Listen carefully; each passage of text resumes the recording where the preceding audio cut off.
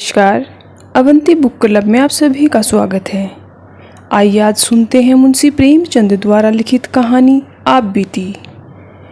प्राय अधिकांश साहित्य सेवियों के जीवन में एक ऐसा समय आता है जब पाठकगण उनके पास श्रद्धापूर्ण पत्र भेजने लगते हैं। कोई उनकी रचना शैली की प्रशंसा करता है तो कोई उनके सद्विचारों पर मुग्ध हो जाता है। लेखक को भी कुछ दिनों से यह सौभाग्य प्राप्त हुआ। ऐसे पत्रों को पढ़कर उसका हृदय कितना गदगद हो जाता है, इसे किसी साहित्य सेवी से ही पूछना चाहिए। अपने फटे कंबल पर बैठा हुआ वह गर्व और आत्मगौरव की लहरों में डूब जाता है। भूल जाता है कि रात को गीली लकड़ी से भोजन पकाने के कारण सिर में कितना दर्द हो रहा था। खटमलों और मच्छरों ने रात भर कैसे नींद हराम कर दी थी। मैं भी कुछ हूँ, यह अहंकार उसे क्षण के लिए उन्मत्त बना देता है। पिछले साल सावन के महीने में मुझे एक ऐसा ही पत्र मिला। उसमें मेरी शुद्ध रचनाओं की दिल खोल कर दाद दी गई थी। पत्र प्रेषक महोदय स्वयं एक अच्छे कवि थे। मैं उनकी कविताएं पत्रिकाओं में अक्सर देखा करता था। यह पत्र पढ़कर फूला न समाया। उसी वक्त जवाब लिखने बैठा। उस तरंग में जो कुछ लिख गया इस समय याद नहीं। इतना जरूर याद है कि पत्र आदि से अंत तक प्रेम के उद्गारों से भरा हुआ था। मैंने कभी कविता नहीं और न ही कोई गद्य काव्य लिखा, पर भाषा को जितना संवार सकता था उतना संवारा। यहाँ तक कि जब पत्र समाप्त करके दोबारा पढ़ा तो कविता का आनंद आया। सारा पत्र भावलाल्य से परिपूर्ण था। 5वें दिन कवि महोदय का दूसरा पत्र आ पहुंचा। वह पहले पत्र से कहीं अधिक मर्म स्पर्शी था। प्यारे भैया कहकर मुझे संबोधित किया गया था। मेरी रचनाओं की शुक्ति और प्रकाशकों के नाम ठिकाने पूछे गए थे। अंत में लिखा था, अंत में यह शुभ समाचार है कि मेरी पत्नी जी को आपके ऊपर बड़ी श्रद्धा है। वह बड़े प्रेम से आपकी रचनाओं को पढ़ती है। वही पूछ रही है कि आपका विवाह कहाँ हुआ है, आपकी संतानें कितनी हैं तथा आपका कोई फोटो भी हो तो कृपया भेज दीजिए। मेरी जन्मभूमि और वंशावली का पता भी पूछा गया था। इस पत्र विशेषतः इसके अंतिम समाचार ने मुझे पुलकित कर दिया। यह पहला ही अवसर था कि मुझे किसी महिला के मुख से, चाहे वह प्रतिनिधि द्वारा ही क्यों ना हो, अपनी प्रशंसा सुनने का सौभाग्य प्राप्त हुआ। गुरूर का नशा छा गया। धन्य है भगवान, आप रमणीय भी मेरे कृत्य की सराहना करने लगी। मैंने तुरंत उत्तर लिखा, जितने कर्ण प्रिय शब्द मेरी स्मृति के कोष में थे सब खर्च कर दिए। मैत्री और बंधुत्व से सारा पत्र भरा हुआ था। अपनी वंशावली का वर्णन किया। कदाचित मेरे पूर्वजों का ऐसा कीर्ति गान किसी भाट ने भी नहीं किया होगा। मेरे दादा एक जमींदार के कारिंदे थे। मैंने उन्हें एक बड़ी रियासत का मैनेजर बतलाया। अपने पिता को, जो एक दफ्तर में क्लर्क थे, उस दफ्तर का प्रधान अध्यक्ष बना दिया और काश्तकारी को जमींदारी बना दिया तो साधारण बात थी। अपनी रचनाओं की संख्या तो बढ़ा न सका, पर उनके महत्व, आदर और प्रचार का उल्लेख ऐसे शब्दों में किया जो नम्रता की ओट में अपने गर्व को छिपाते हैं। कौन नहीं जानता कि बहुधा तुच्छ का अर्थ उससे विपरीत होता है और दीन के मायने कुछ और ही समझे जाते हैं। स्पष्ट रूप से अपनी बड़ाई करना उच्च श्रृंखलता है, मगर सांकेतिक शब्दों में आप इसी काम को बड़ी आसानी से पूरा कर सकते हैं। खैर, मेरा पत्र समाप्त हो गया और तक्षण लेटर बक्स के पेट में पहुंच गया। इसके बाद 2 सप्ताह तक कोई पत्र न आया। मैंने उस पत्र में अपनी गृहिणी की ओर से भी 2-4 समायोजित बातें लिख दी थी। आशा थी घनिष्ठता और भी घनिष्ठ होगी।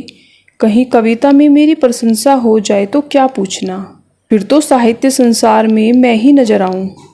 इस चुप्पी से कुछ निराशा होने लगी, लेकिन इस डर से कि कहीं कवि जी मुझे मतलबी अथवा सेंटिमेंटल ना समझ ले, कोई पत्र ना लिख सका। अश्विन का महीना था और तीसरा पहर। रामलीला की धूम मची हुई थी। मैं अपने एक मित्र के घर चला गया था। ताश की बाजी हो रही थी। सहसा एक महाशय मेरा नाम पूछते हुए आए और मेरे पास की कुर्सी पर बैठ गए। मेरा उनसे कभी का परिचय न था। मैं सोच रहा था कि यह आदमी कौन है और यहाँ कैसे आया। यार लोग उस महाशय की ओर देखकर आपस में इशारेबाजियाँ कर रहे थे। उनके आकार प्रकार में कुछ नवीनता अवश्य थी। श्याम वर्ण नाटा डील, मुख पर चेचक के दाग, नंगा सिर, बाल सवारे हुए, सिर्फ सादी कमीज, गले में फूलों की एक माला, पैर में फूल बूट और हाथ में एक मोटी सी पुस्तक। मैंने विस्मित होकर नाम पूछा। उत्तर मिला, मुझे उमापति नारायण कहते हैं। मैं उठकर उनके गले से लिपट गया। यह वही कवि महोदय थे जिनके कई प्रेम पत्र मुझे मिल चुके थे। कुशल समाचार पूछा, पान इलायची से खातिर की। फिर पूछा, आपका आना कैसे हुआ। उन्होंने कहा, मकान पर चलिए तो सब वृत्तांत कहूँगा। मैं आपके घर गया था, वहाँ मालूम हुआ आप यहाँ हैं, पूछता हुआ चला आया। मैं उमापति के साथ घर चलने को उठ खड़ा हुआ। जब वह कमरे से बाहर निकल गए तो मेरे मित्र ने पूछा, यह कौन साहब है। मेरे एक नए दोस्त हैं। मित्र, जरा इनसे होशियार रहिएगा, मुझे तो उचक्के से मालूम होते हैं। आपका अनुमान गलत है। आप हमेशा आदमी को उसकी सज धज से परखा करते हैं, पर मनुष्य कपड़ों में नहीं हृदय में रहता है। मित्र, खैर ये रहस्य की बातें तो आप जाने, मैं आपको आगाह किए देता हूँ। मैंने इसका कुछ जवाब नहीं दिया। मैं उमापति जी के साथ घर पर आया, बाजार से भोजन मंगवाया, फिर बातें होने लगी। उन्होंने मुझे अपनी कई कविताएं सुनाई। स्वर बहुत सरस और मधुर था। कविताएं तो मेरी समझ में खाक ना आई, पर मैंने तारीफों के पुल बांध दिए। झूम झूम कर वाह करने लगा, जैसे मुझसे बढ़कर कोई काव्य रसिक संसार में न हो। संध्या को हम रामलीला देखने गए। लौटकर उन्हें फिर भोजन कराया। अब उन्होंने अपना वृत्तांत सुनाना शुरू किया। इस समय वह अपनी पत्नी को लेने के लिए कानपुर जा रहे हैं। उनका मकान कानपुर में ही है। उनका विचार है कि एक मासिक पत्रिका निकाले। उनकी कविताओं के लिए एक प्रकाशक 1000 रुपये देता है, पर उनकी इच्छा तो यह है कि उन्हें पहले पत्रिका में क्रमशः निकालकर फिर अपनी ही लागत से पुस्तककार छपवाए। कानपुर में उनकी जमींदारी भी है, पर वह साहित्यिक जीवन व्यतीत करना चाहते हैं। जमींदारी से उन्हें घृणा है। उनकी स्त्री एक कन्या विद्यालय में प्रधान अध्यापिका है। आधी रात तक बातें होती रही। अब उनमें से अधिकांशतः याद नहीं है। हाँ, इतना याद है कि हम दोनों ने मिलकर अपने भावी जीवन का एक कार्यक्रम तैयार कर लिया था। मैं अपने भाग्य को सराहता था कि भगवान ने बैठे बैठे ऐसा सच्चा मित्र भेज दिया। आधी रात बीत गई तो सोए। उन्हें दूसरे दिन 8 बजे की गाड़ी से जाना था। मैं जब सोकर उठा तब 7 बज चुके थे।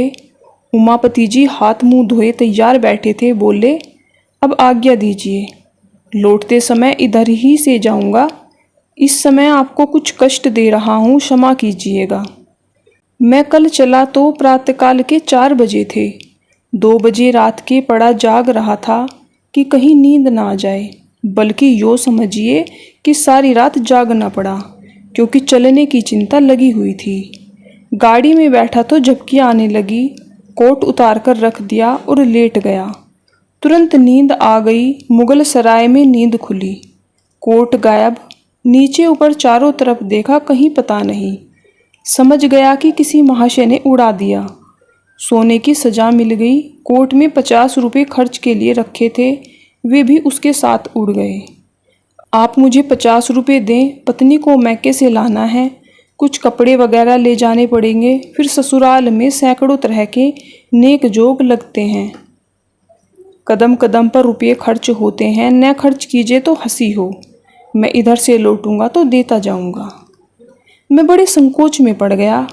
एक बार पहले भी धोखा खा चुका था। तुरंत भ्रम हुआ कहीं अब की बार फिर वही दशा ना हो, लेकिन शीघ्र ही मन के इस अविश्वास पर लज्जित हुआ। संसार में सभी एक से नहीं होते। यह बेचारे इतने सज्जन हैं, इस समय संकट में पड़ गए हैं और मैं मिथ्या संदेह कर बैठा हूँ। घर में आकर पत्नी से कहा, तुम्हारे पास कुछ रुपये तो नहीं हैं? स्त्री, क्या करोगे? मैं, मेरे मित्र जो कल आए हैं उनके रुपये किसी ने गाड़ी में चुरा लिए। उन्हें बीवी को विदा कराने ससुराल जाना है, लौटते बार देते जाएंगे। पत्नी ने व्यंग करके कहा, तुम्हारे जितने मित्र आते हैं सब तुम्हें ठगने ही आते हैं, सभी संकट में पड़े रहते हैं, मेरे पास रुपये नहीं हैं। मैंने खुशामद करते हुए कहा, लाओ दे दो, बेचारे तैयार खड़े हैं, गाड़ी छूट जाएगी। स्त्री, कह दो इस समय घर में रुपये नहीं हैं। यह कह देना आसान नहीं है, इसका अर्थ तो यह हुआ कि मैं दरिद्र ही नहीं मित्रहीन भी हूँ। नहीं तो क्या मेरे लिए 50 रुपये का इंतजाम ना हो सकता? उमापति को कभी विश्वास ना आएगा कि मेरे पास रुपये नहीं है। इससे तो कहीं अच्छा है कि साफ साफ यह कह दिया जाए कि हमको आप पर भरोसा नहीं है, हम आपको रुपये नहीं दे सकते, कम से कम अपना पर्दा तो ढका रह जाएगा। श्रीमती जी ने झुंझुलाकर संदूक की कुंजी मेरे आगे फेंक दी और कहा, तुम्हें जितना बहस करना आता है उतना कहीं आदमी को रखना आता तो अब तक आदमी हो गए होते। ले जाओ, दे दो, किसी तरह तुम्हारी मर्जाद तो बनी रहे, लेकिन उधार समझकर मत देना, यह समझ लो कि पानी में फेंक देते हैं। मुझे आम खाने से काम था, पेड़ गिनने से नहीं। चुपके से रुपये निकाले और लाकर उमापति को दे दिए। फिर लौटती बार आकर रुपये दे जाने का आश्वासन देकर वह चले गए। 7वें दिन जब शाम को वह घर लौट आए, उनकी पत्नी और पुत्री भी साथ थी। मेरी पत्नी ने शक्कर और दही खिलाकर उनका स्वागत किया, मुंह दिखाई के 20 रुपये दिए। उनकी पुत्री को भी मिठाई खाने को 2 रुपये दिए। मैंने समझा था उमापति आते ही मेरे रुपये गिनने लगेंगे, लेकिन उन्होंने पहर रात तक रुपयों का नाम भी नहीं लिया। जब मैं घर में सोने गया तो बीवी से कहा, इन्होंने तो रुपये नहीं दिए जी। पत्नी ने व्यंग से हंसकर कहा, तो क्या सचमुच तुम्हें आशा थी कि वह आते ही तुम्हारे हाथ में रुपये रख देंगे? मैंने तो तुमसे पहले ही कह दिया था कि फिर पाने की आशा में रुपये मत दो। यही समझ लो कि किसी मित्र को सहायतार्थ दे दिए हैं, लेकिन तुम भी विचित्र आदमी हो। मैं लज्जित और चुप हो रहा। उमापति जी 2 दिन रहे। मेरी पत्नी उनका यथोचित आदर सत्कार करती रही, लेकिन मुझे उतना संतोष न था। मैं समझता था इन्होंने मुझे धोखा दिया। 3रे दिन प्रातःकाल वह चलने को तैयार हुए। मुझे अब भी आशा थी कि वह रुपये देकर जाएंगे, लेकिन जब उनकी नई राम कहानी सुनी तो सन्नाटे में आ गया। वह अपना बिस्तर बांधते हुए बोले, बड़ा ही खेद है कि मैं अब की बार आपके रुपये न दे सका। बात यह है कि मकान पर पिताजी से भेंट ही नहीं हुई। वह तहसील वसूल करने गांव चले गए थे और मुझे इतना अवकाश न था कि गांव तक जाता। रेल का रास्ता नहीं है, बैलगाड़ी पर जाना पड़ता है, इसलिए मैं एक दिन मकान पर रहकर ससुराल चला गया। वहाँ सब रुपये खर्च हो गए। विदाई के रुपये न मिल जाते तो यहाँ तक आना भी कठिन था। अब मेरे पास रेल का किराया तक नहीं। आप मुझे 25 रुपये और दे दें और मैं वहाँ जाते ही भेज दूँगा। मेरे पास इक्के तक का किराया नहीं है। जी, मैं तो आया कि टक्का सा जवाब दे दूँ, पर इतनी अशिष्टता न हो सकी। फिर पत्नी के पास गया और रुपये मांगे। अब की बार उन्होंने बिना कुछ कहे सुने रुपये निकालकर मेरे हवाले कर दिए। मैंने उदासीन भाव से रुपये उमापति को दिए। जब उनकी पुत्री और अर्धांगिनी जीने से नीचे उतर रही थी तो उन्होंने अपना बिस्तर उठाया और मुझे प्रणाम किया। मैंने बैठे बैठे सिर हिलाकर जवाब दिया। उन्हें सड़क तक पहुंचाने भी न गया। 1 सप्ताह के बाद उमापति जी ने लिखा, मैं कार्यवश बरार जा रहा हूँ, लौटकर रुपये भेजूँगा। 15 दिन के बाद एक पत्र लिखकर कुशल समाचार पूछा, कोई उत्तर न आया। 15 दिन के बाद फिर रुपयों का तगादा किया, उसका भी कोई जवाब न मिला।